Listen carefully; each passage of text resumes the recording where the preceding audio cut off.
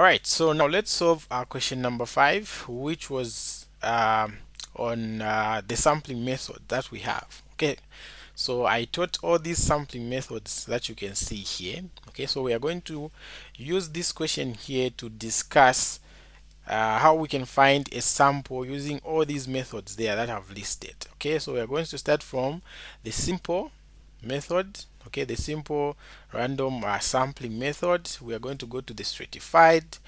We look at the clustered method. Okay, and then we look at the systematic sampling method. Okay, so let's read the question and then understand and then try to solve it. Okay, so the question here, they're saying 300 workers are to be selected from a total of 6,000 workers. Okay, so 2,500 workers are from the Ministry of Education, 1,800 are from the Ministry of Health, and then 1,200 are from the Ministry of Sports, and 500 are from the Ministry of what? Mines. So now the question is, explain how the sample can be made using a simple random sampling. Okay, so let's go through the simple random sampling. Okay, so the simple random sampling, we said this is a sampling method, okay, where each worker or each item that is being considered, okay, has an equal chance of being selected regardless of the class where they belong to. So in this case, we are going to say the class are the ministries. Okay, so regardless of the ministry that they belong to, they will have an equal chance of being selected in this sample. Okay, so we want to select a sample of 300 workers. Okay, and then we've been given that 2500 are from the Ministry of Education. Okay, and then we have that 1800 are from the Ministry of Health, and then 1200 are from the Ministry of Sports, and then we have 500, okay, from the Ministry of what? Mines. So when we add all these numbers, 500 plus this number plus 1800 plus 1200, we are going to get the total number of workers, which is what? 600 there. So now, how do we use this simple random sampling method? Okay, so what we are going to do is that we are going to assign a number to all these 600 workers that we have. Okay, so all those 600 workers, we are going to give them a number, okay, a unique number. So let's name them 1 to 6,000. Okay, so for example, the first worker is 1, the second one is 2, just like that. Okay, so these are workers here: 6, 10, 11. Okay, we go all the way up to what? Worker 6,000, like that. Okay, and then once you assign a unique number to those workers, okay, we are going to use a random number generator, okay, to pick the first 30 workers from that sample. Okay, so let's say we use a random generator here. Maybe this is the random generator. Okay, so you give all those workers these unique numbers, and then you tell them to write their numbers on a paper. Okay, and then you put all those papers, 6,000 of them, you put them in this box. Okay, we put them in this box, and then what are we going to do? We are going to shake this box. Okay, you shake the box, shuku shuku shuku. Okay, after you shake yeah, after you shake the box, okay, you are going to randomly select what? 300 workers. Okay, so you just open the box after you shake it, and then you start picking randomly, okay, the tuma papers. So maybe you pick 1, you pick 5, you pick 17, you pick worker 20, you pick worker 99, you pick worker 1000. Okay, so you pick the first 300 workers depending on their what? Their unique numbers that you assigned to them. Okay, so that's how we can obtain a sample of 300 workers when we are using what? This random sampling method there. Okay, so when such a question comes, just explain whatever I've explained here. So the first step, okay, is to assign all those workers that you have, in this case we are these 6,000 workers, okay, assign them a different number. Okay, it can also be letters, but letters are limited. Okay, the letters are limited because um, we only have A to Z. Okay, so the best one is to use the numbers.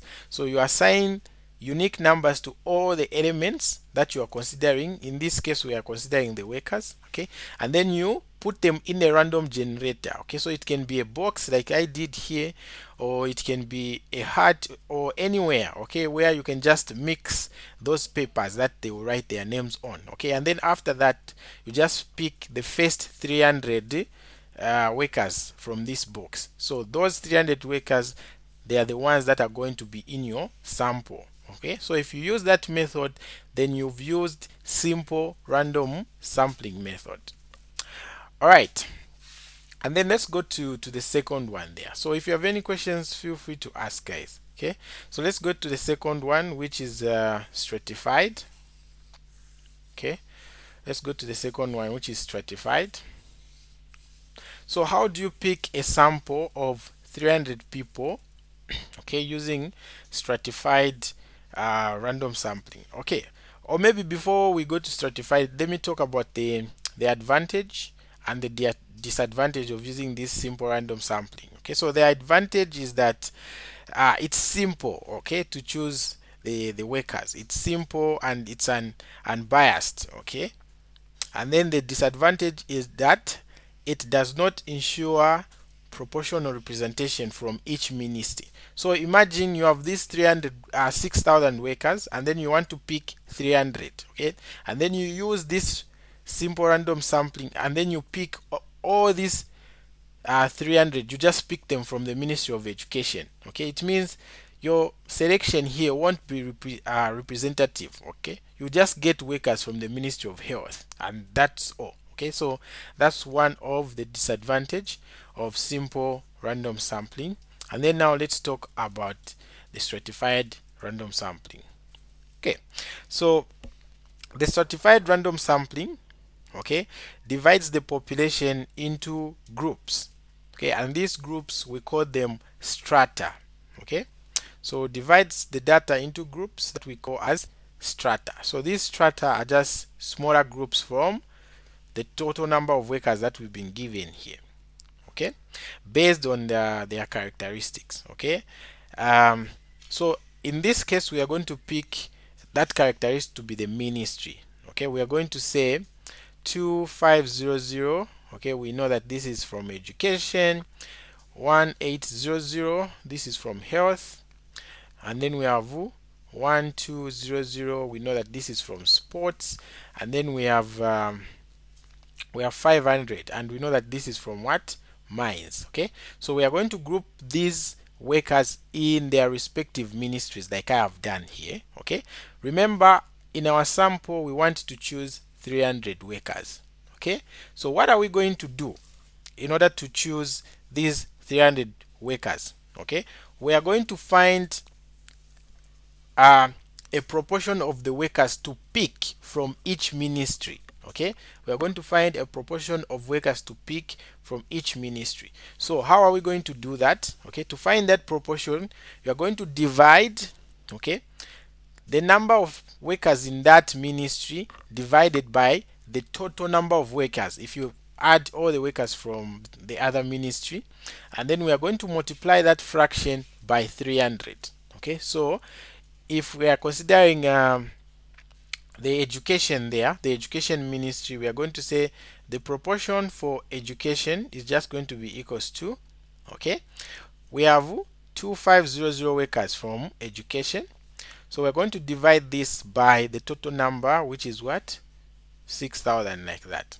Okay, and then we're going to multiply this fraction here by the number of workers that should be in this sample. So we're going to multiply by 300. Okay, so if we multiply this by 300, we are going to get 125 workers. Okay, so it means that when we are selecting these 300 workers, okay, 125 should be from the Ministry of what? Education. What about the proportion from the Ministry of Health? So we are going to do the same. We're going to get 1800 divided by 6000, then multiplied by 300. Okay, so when you multiply this, we are going to get 90 workers. Okay, so 90 workers of the 300 should be from the Ministry of Health. Okay, what about the proportion from the Ministry of Sports? We are going to divide 200 divided by 6000 there. Okay, then we are going to multiply by 300. So here we are going to find that we have 60 workers. Okay, so 60 workers of the 300 should be from the Ministry of what? Sports. Okay, and then the last one, the proportion from the Ministry of Mines is going to be equals to 500 divided by, we have 6000 here, then multiplied by 300. Okay, so when we multiply this, what are we going to get? Okay, so according to my calculator, we are getting 25 workers. Okay, so that's how stratified sampling works. Okay, so you get a proportion from each group that you have. In this case, we are using what?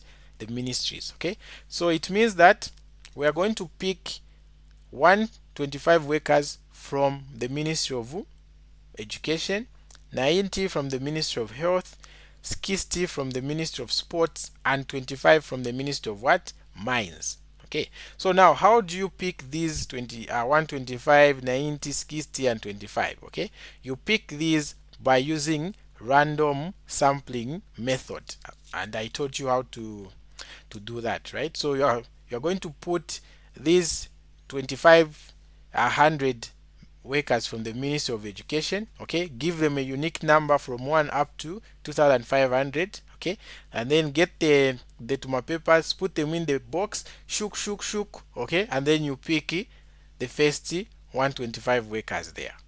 Okay, and then for these ones, for Ministry of Health, you are going to do the same. Okay, you give them unique numbers from 1 to, how many did we have in the Ministry of Health? Okay, we had 1800. Okay, so you give all these numbers, okay, from 1 up to 1800 there. Okay, and then once you get those numbers, you put them in a random generator. Okay, in the random generator, you pick the first 90 workers. Okay, even this one here, you're going to do the same. Even this, you're going to do the same. Okay, so by the end, once you do a random sampling on the Ministry of Education, random sampling on this, random sampling on this, and random sampling on the Ministry of Mines, you end up with your what? Your desired sample, which will be 300 what? Workers.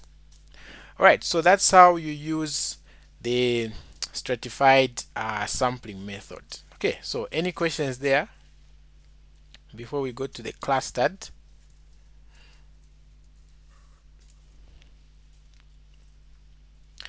Okay, so we can talk about the advantages and the disadvantages of this method. Okay, so one advantage is that it ensures proportional representation. Okay, as you can see, we are getting workers from each ministry that we've been given there. Okay, so that's the advantage.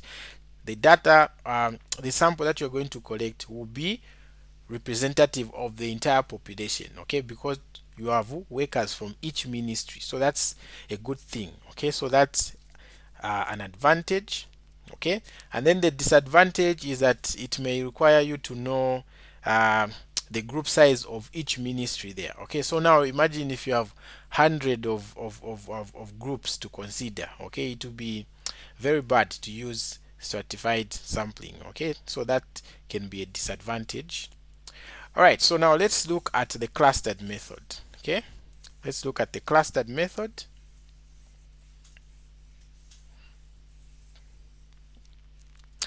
Okay, so on the clustered method, we also divide the sample into clusters. Okay, so clusters are just groups.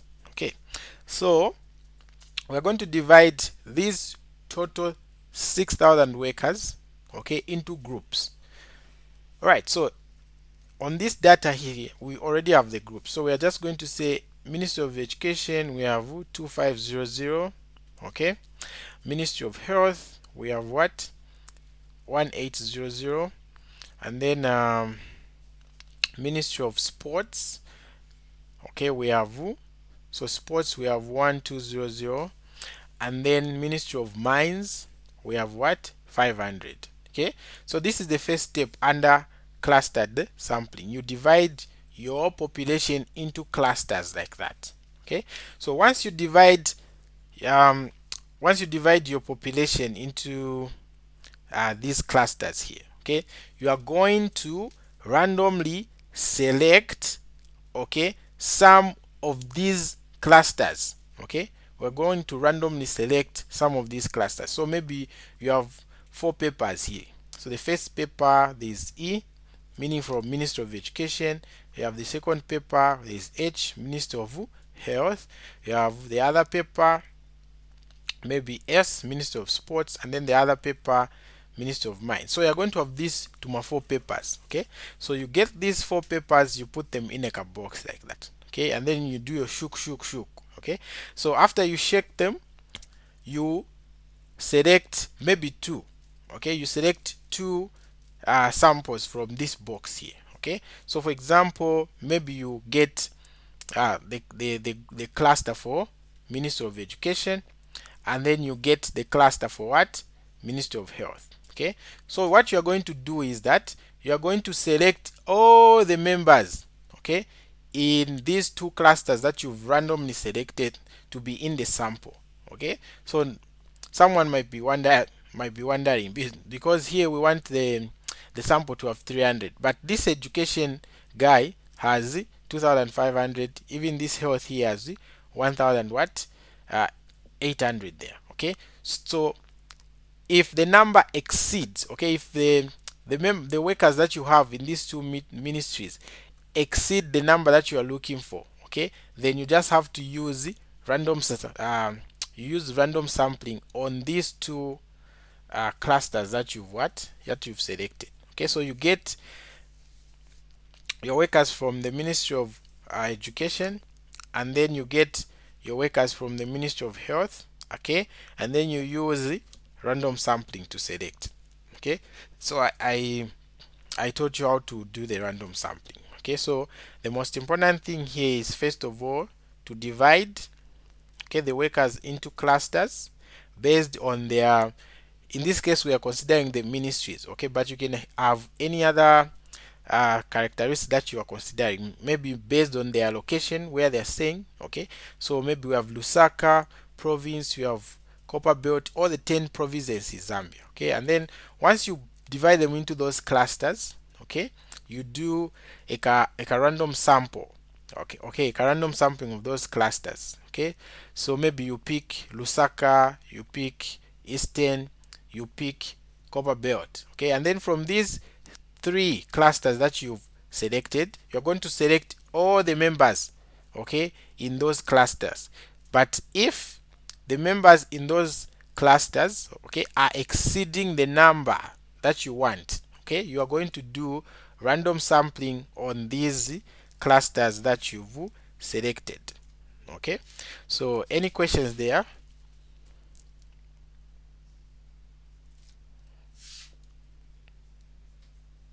Any questions there, guys?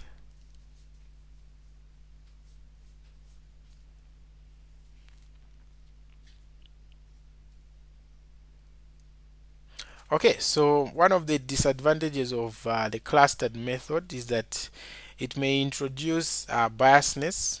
Okay, if the clusters are not representative of the entire population. Okay, so imagine in your random sampling you just decide to pick maybe Ministry of Health. Okay, so it means all these workers that you're going to pick will just be from the Ministry of Health. Okay, and that is not representative of the entire population. Alright, so that's clustered sampling for you. And then now let's look at the last one, okay, which is what they like to bring in your exam questions. Okay, so they like to bring this question here. So let's look at systematic sampling. Okay, so systematic sampling, they like it, and it is the easiest. Okay, so in systematic sampling, workers, okay, or whatever you are considering, are selected at regular intervals from a list of the entire population. Okay, so the first step under systematic sampling, okay, is to arrange, okay, or let me say assign. Okay, the first step is to assign, okay, a unique,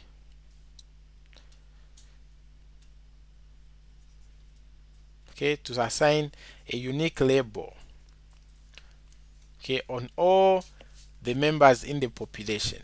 Okay, so for example, here um, we have 6,000 workers here. So we are going to assign a unique label to all these 6,000 what workers. So we can say the labels are numbers. So we have 1, 2, 3, 4, 5. Okay, we go on just like that until we reach what? 6,000 workers, like that. So we have assigned all those workers with different numbers, okay, from 1 to 6,000. And then what are we going to do now? Okay, we are going to calculate the interval. Okay, remember I said in systematic sampling, samples are selected at regular intervals. Okay, so now we are going to calculate the interval, okay, at which we are going to be selecting these people. Okay, so how do you calculate the interval? So you say interval is equals to, okay, the total members in the population. In this case it is 6,000. Okay, and then you say divided by the total elements in the sample. Okay, so we are selecting a sample of 300 workers here, so we divide by 300. Okay, so the one that should be on top there should be the number of the total workers or the total elements in the sample, and then the one that should divide there should be the total this one here on top should be the total elements in the population. Okay, and then the one that is dividing there should be the total elements in the what? In the sample. Okay, so you can divide this. So 0 0 0 0 and then 3 into 60, you are going to get 20. Okay, so this 20 here will be our interval that we are going to be using to select people from that population here. So remember, we've assigned this population different or unique numbers from 1 up to 6,000. Okay, and then we have calculated 20 to be our interval. Okay, so what are we going to do now to select a sample of 300 there? Okay, we are going to select the first worker at random. Okay, we're going to select only the first worker at random. So maybe if I come to this entire population, okay, I select my first worker as worker number 15. Okay, so once you select your first worker as 15, all the workers that are going to be following here, they will have to follow this interval. Okay, so if your first worker is at 15, then your next one should be at position this 15 plus 20. Okay, so 15 plus 20, we are going to have is it 35? Okay, from 35 we are going to have plus 20, which will be 55. Okay, from 55 you are just going to continue adding. Okay, from 55 we are going to go to 75. From 75 you're going to go 95. Okay, so just like that until you have 300 workers in this sample that you are collecting. Okay, so that's how we do a systematic random sampling. Okay, so the first step, assign each member a unique number. Second step, find the interval by dividing the number of elements in the population divided by the number of elements in the sample. After you find your interval, okay, select the first worker here or the first element from this population at random. Okay, so it can be any number. So in this case, let's say our first worker was 15. Okay, and then the rest of the workers in this sample will be obtained at this interval here. So just add 15 plus 20. It means the next one that you're going to select is worker 35. Then you're going to select worker 55. Then you're going to select worker 75, 95. Just like that until you have your your 300 workers in the what, in the sample. Okay, so advantage of this method is that it is easy to implement. Okay, it's very easy to implement this method here. Okay, and then a disadvantage, we can say, um, one of the disadvantages is that it can introduce biasness if maybe the list has patterns that align with uh, that do not align with maybe the sampling interval. Okay, so that's it about this question here. So any questions? So I have a question. Yes, what's your question? What if you pick number 6,000? So how are you going to be adding that 20? Okay, so if you pick 6,000 here, then it means when you add this, when you add 20 to this 6,000, you are going to go uh, 20 steps from this, because this 6,000 is the last number, right? So when you add 20 to this, it means your next number will be what? Will be 20, because this is the last number. So if we add 20 here, it means we have to go back to the start here. Okay, so we start adding, uh, we add 20 numbers from the beginning here. Okay, so it means your next number will be 20 and then 40, just like that. Okay. Yes. All right, guys. So any questions before we call it a day?